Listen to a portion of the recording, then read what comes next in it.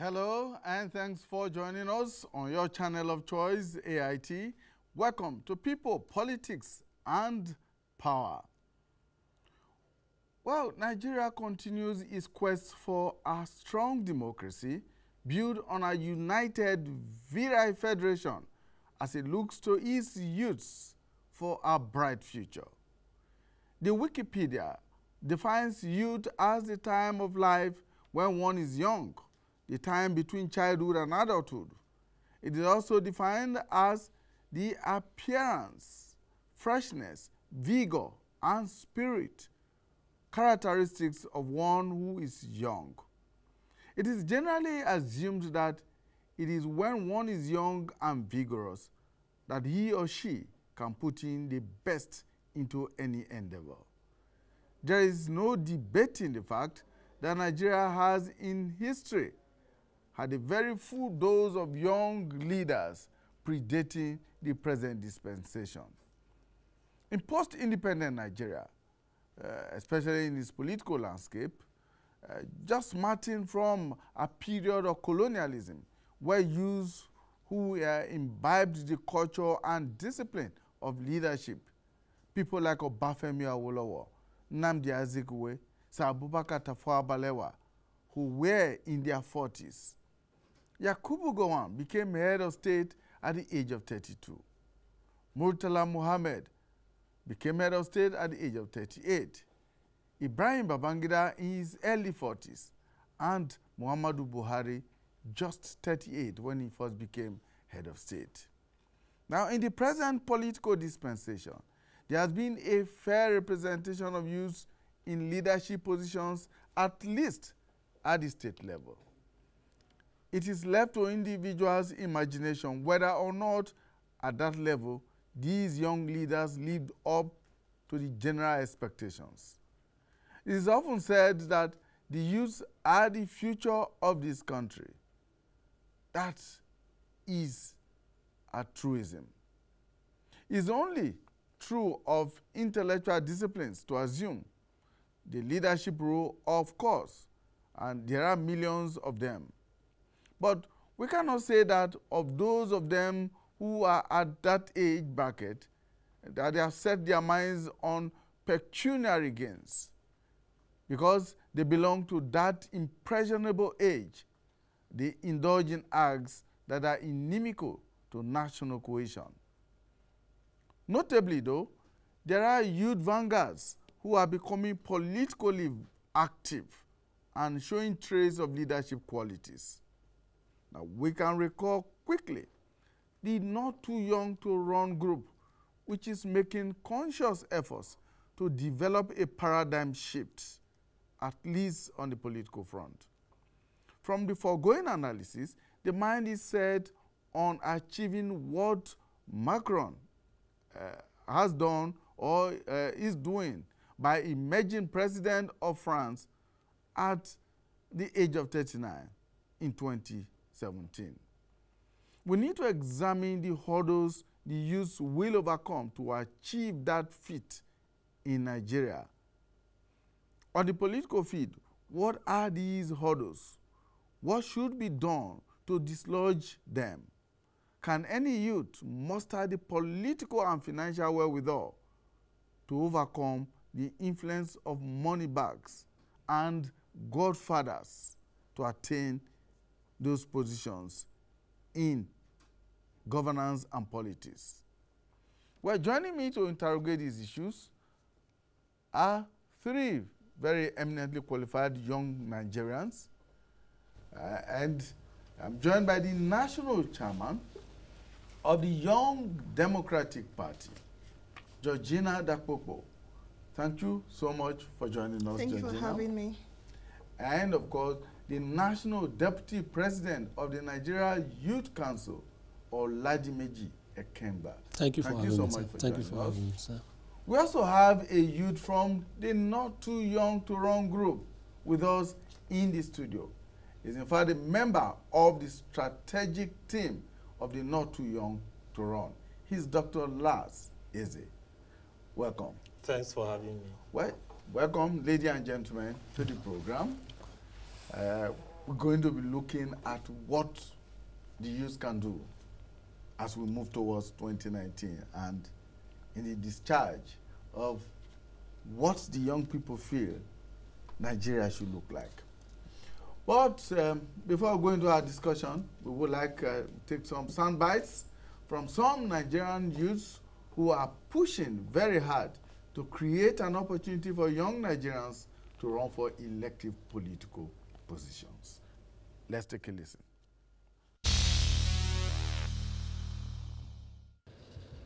As we speak, the electoral amendments are ongoing, the constitutional amendments are ongoing, and these amendments do have implications on the 2019 elections.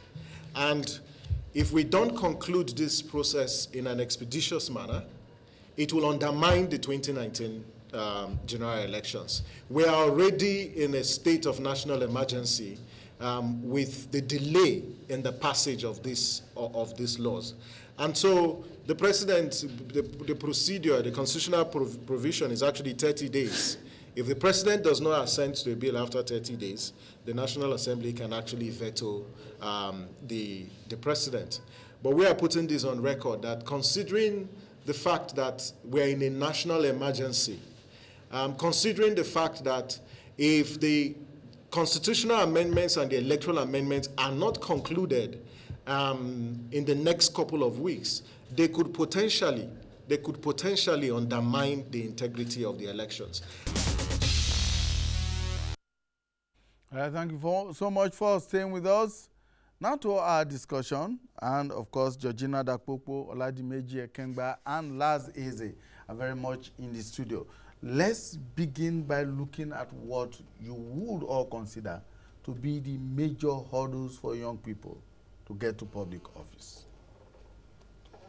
Well, a major hurdle is the constitutional provision that provides that you have to reach certain age to even aspire to be in a political office. And that's the hurdle that the Not Too Young to Run movement, seeks to remove, so that our constitution will not in any way, use age as a criteria for people to lead. You believe that the age limit is too high a bar for the young people to scale? Yes, because in our thinking, we feel that anybody who is old enough to vote should actually be old enough to be voted for. That's at the age of 18? Yes. Okay. So we now focus on the competence. Let the people choose. Let the people be the one to decide that this person is not competent enough or mature enough, but of course maturity is not directly proportional to age in most cases. After all, in Eastern Africa, in places like Kenya and Uganda, we have seen students win elections to parliament. Absolutely. Okay. Dakpopo. For me personally, I think it's an issue of education. Education of the Nigerian populace, as is politically, to become more politically aware. Because just like he opined when he was speaking, he talked about let people make a choice based on competence. We know before now that what we have had before now is a monetized policy, where people go to the polls, especially in the rural areas and the low-income earners, and they're enticed, their votes are enticed by monetary considerations.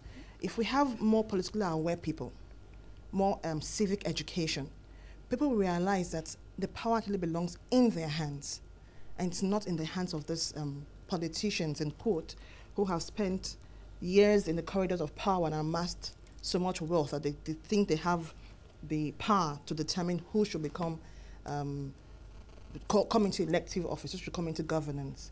So I think the main challenge is education of the populace, Nigerian populace.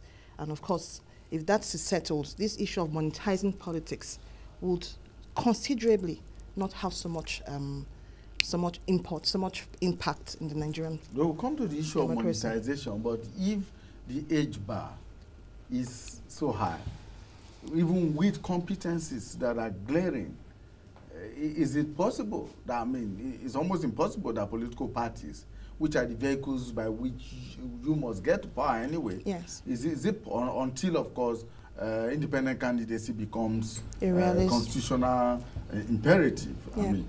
Is it possible for you, in spite of all the competencies that young people have, to aspire?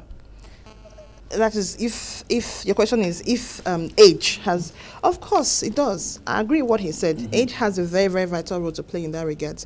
Because before now, there was an age limit that did not favor the young people. And just like you said in your introduction, the young people are innovative. They are vibrant. That is when we can actually contribute our best towards the development of our country. We are asking our old people, we know we love you, we appreciate you, we may not agree with what you have done to our country. But while you're still here, while you can still guide, let the younger ones come into office. Let them exercise their hands in governance. We should let's channel that energy, that innovation towards something positive for our country. If this happens, even the old people will benefit from a better Nigeria. So, Ladimeji, well, aside from what are your thoughts along this line? Well, aside from the point made by Mr. Las Eze, as well as Dakuku, my own view is the fact that we need to have self-esteem as Nigerian youths. We need to have self-belief.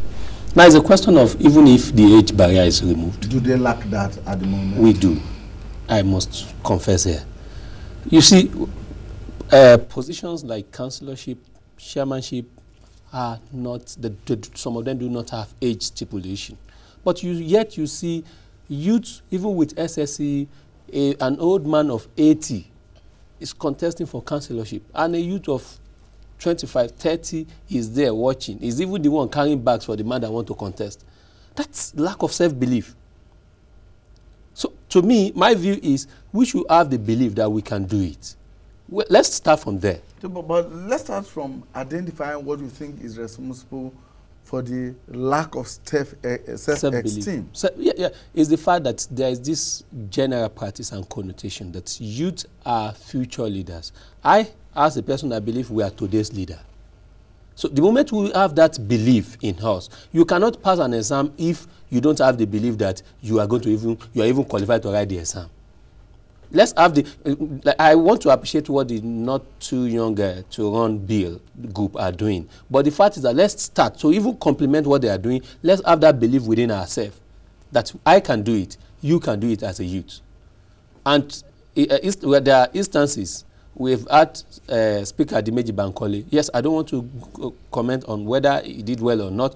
Even the elderly ones too have disappointed Nigerians. So it's not a question of it's only if the youth come. And there is a governor in a state in Nigeria, I don't want to be specific, and he is a young man. So the question is, if the governor did not have that belief that he could win the election, even if they ask him to come, he will say, no, give it to a man of 80, a man of 50, when I get to that age.